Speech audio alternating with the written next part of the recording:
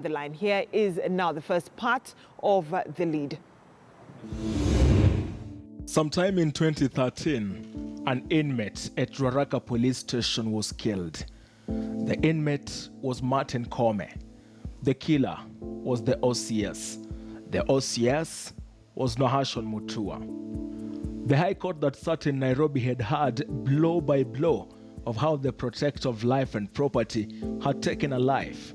Before sentencing Nahashon Mutua to death, the prosecution showed the trial court how the senior officer went to great lengths to obstruct justice, at one point even offering a 1 million bribe to investigators.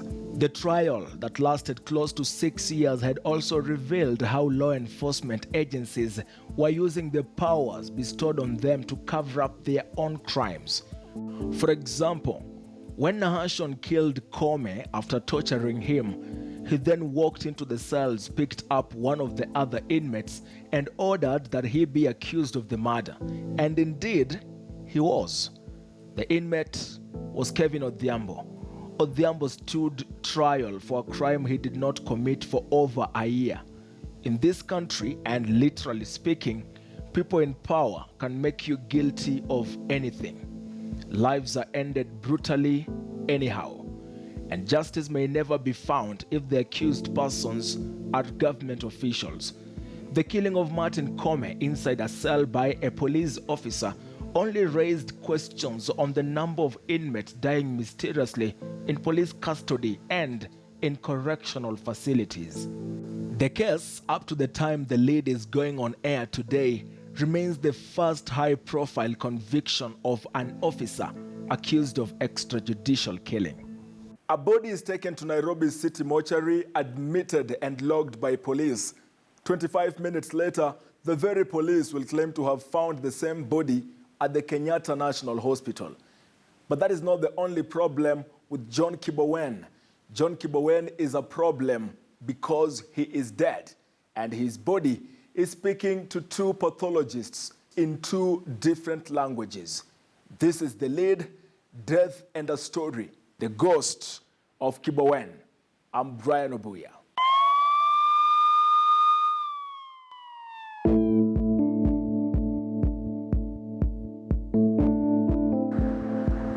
John Kibowen was a bachelor's degree student in computer science at Kenyatta University. He was set to graduate in 2019, joining thousands of others in celebrating a successful journey through campus. Kibowen was a mixture of a serious campus student crazy about computers and a young man trying out cheeky things, some of which may not have been very legal. Kibowen and others we only know as Chanzu and a Martin Minor were among the 7 administrators of a Facebook page named Urban Magnificence. That page was famous in 2014 through 2016, and it was feared among the university students' fraternity. It was used to expose campus secrets between friends, and other times traded on purely made-out campus propaganda across the universities. These included pregnancies, sugar daddy chronicles, abortions, and many more. It was a blackmail tool, so to speak. Kibowen's troubles began in 2016 when at the time a young student, appearing to be naive, but whom friends describe as a computer genius, was arrested and accused of impersonating the Director of Criminal Investigations, at the time Ndegwa Muhoro, and the then Inspector General of Police, Joseph Boinett. Court papers read that the third-year student had opened social media accounts in the names of the police boss and the top crime buster with an aim of defrauding unsuspecting Kenyans. The lead now understands that the case had never moved an inch before the police investigating the matter claimed that the case file had been misplaced. Kibowen will keep away from the courts until he is summoned upon recovery of that case file. John Kibowen Cheboiwo will be rearrested in May of 2018, this time around in another case. It was said that Kibowen's phone had been used to withdraw money that had been obtained fraudulently. A friend of his had allegedly sent Kibowen some money to withdraw on his behalf. He was arraigned for this case, but interestingly, an investigating officer had since secured an arrest warrant for him. Kibowen was accused of contempt of court for repeatedly failing to show up for his first case, in which he was accused of impersonation. Kibowen argued that he had been informed of a missing file and was never told about its recovery. Kibowen will be detained at the Nairobi remand in industrial area on that 8th day of May 2018. Oscar Kibowen, John Kibowen's brother, has told the lead that he was in communication with the brother for the better part of his time at the correctional facility. Nilikuwa nimetoka midterm, nikapitia kwa sister yangu hapo, akaniambia ati brother yako ameshikwa. So ndo later on akanionyesha hadi picha, alionyesha picha kwa simu yake. Alikuwa amepiga, jo alikuwa ametokea kwa gazeti. Nilikuwa naenda kumuona like twice a week. Nilikuwa naenda Inda namuona. Tukakuwa hivyo, tukakuwa na consistency ya kumuona frequently. Kulikuwa na baridi, akanitext, alikuwa na namba yangu, alikuwa ameshika offen. Akanitext akaniambia huko anasikia baridi, kama tunaweza mletea vitu za joto. So akaniambia he needs 3 pairs of heavy socks and a jumper. So nikamwambia sawa. Oscar had planned to hand over the clothes to his brother after court hearing on Thursday, 14th of June 2018. But this was before he was stopped and informed of a change in procedure. Nikamwambia acha nikimbia nikuletee manguo. Saa unfortunately nikapata rules zimechange. Wakasema huko rules zimechange, lazima upeleke nguo kwa remand. Hawezi pea mtu nguo akiwa kwa koti. Little was known to Oscar that will be the last time he was seeing his brother alive.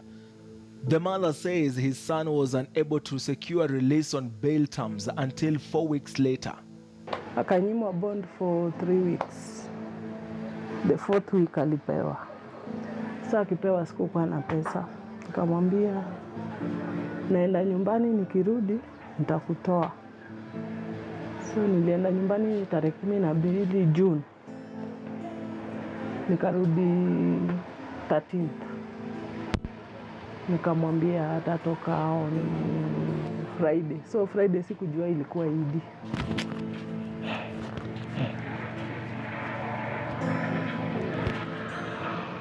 Sikujua ilikuwa Idi.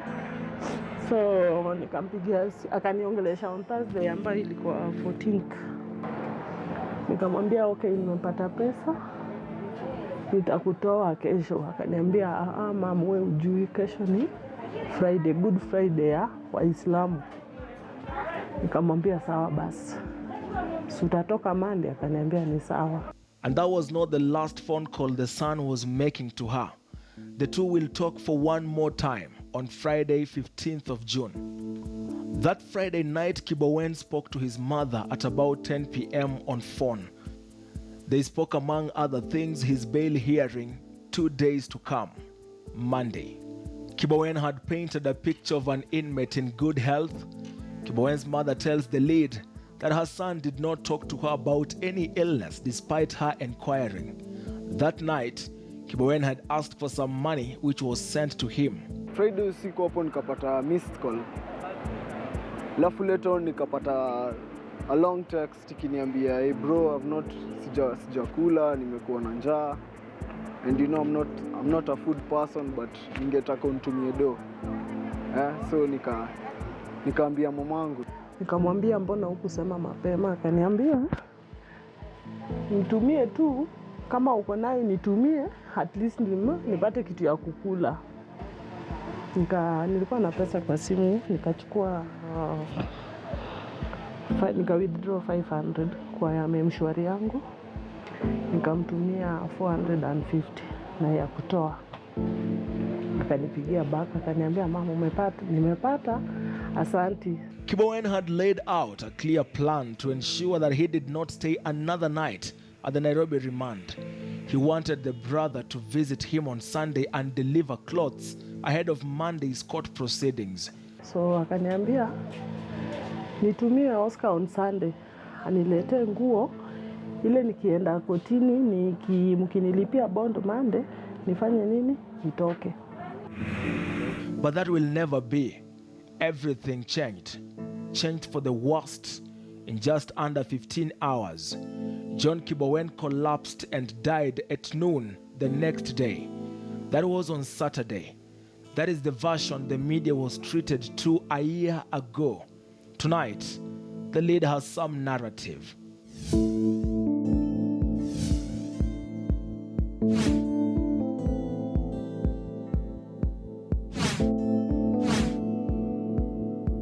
John Kibowen's mother, Jenna Nyango, was the first family member to be informed of her son's death over 12 hours later.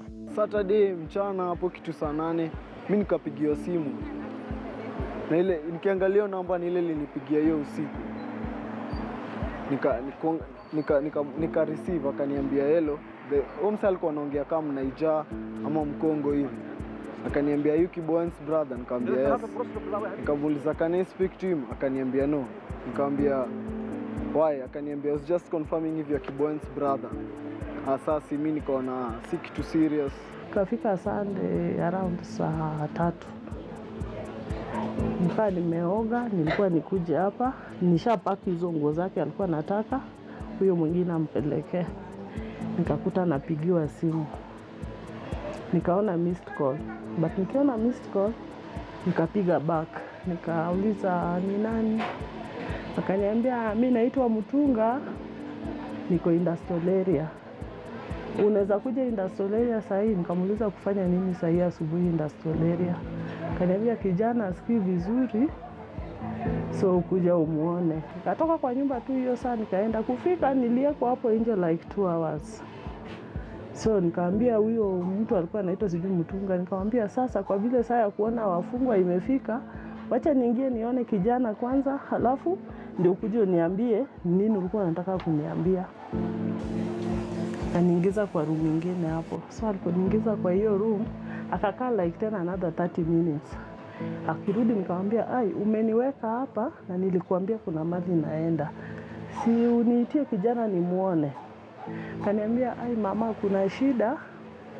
Kijana aligonjeka jana. Tukimkimbiza Kenyatta akakufa." Nikamwambia kukufa. Sasa tukashindwa aje juu Thursday nilikuwa naye, alikuwa sawa, alikuwa anasoma book fulani kubwa. And just like in life, even in death, controversy has marked the demise of the young ex-Kenyatta University student. Prison authorities maintain that John Kibowen's death was natural. A registry at the city mortuary has recorded that death as a sudden death. But tonight, emerging evidence which the leader has been examining for months suggests that John Kibowen might as well have died as a consequence of physical injuries meted on him hours earlier. On that Saturday, he died. The leader has reconstructed the last 76 hours before John Kibowen died. John Kibowen had attended court proceedings on Wednesday 13th and Thursday 14th, meeting his brother on Thursday, 2 days before he died. The leader has confirmed that indeed money was sent to a number whose phone data reveals was within the Nairobi remand and allocation facility on the night of Friday 15th, few minutes past 10 p.m. The collapsing and consequent death of the 25-year-old ex-Kenyatta University student is where the problem begins. A narrative by the prison authorities on how John Kibowen died has refused to make sense for the last over 1 year. Their chronology of what happened after the death of Kibowen is also stuck in an array of confusion. Prison authorities have told the media, the family, and the country that Kibowen collapsed while queuing for food. He was rushed to Kenyatta National Hospital where he died. But it has now emerged that Kibowen may have never been to Kenyatta National Hospital in the first place. An attempt by our investigations unit and Kibowen's family to seek medical information of Kibowen has been unsuccessful. There appears to be no records at the KNH, or someone doesn't want those records released. A driver who took Kibowen's mother to view the body of her son had told the mother that he took the body to city mortuary and not the KNH. Akaniambia, mimi niliamushwa nipeleke huyo mtoto wapi mochari, lakini nikashindwa huyu kijana ambayo ako healthy ni nini imemuua. So simi tukaachana na yeye hivyo, sikuongea na yeye tena, tukakuja tukafika city mortuary. Kufika city mortuary nikakuta wamama wale tunafanya nayo hapa kazi wenye niliwaambia pia wamenifanya nini, wametungojea. Walipotuona hivyo wakatuambia tokeni hapa, endeni huko, endeni kabisa kabisa, tutawaita baadaye. Tukapata Boinett, mzee amelala hapo, damu inatoka kwa mdomo. Mzee ako hapo, shingo iko stiff azini na move. Sasa ndo mwadhangu akainquire kama anaweza fanyiwa postmortem ndo tujue nini ilimuua.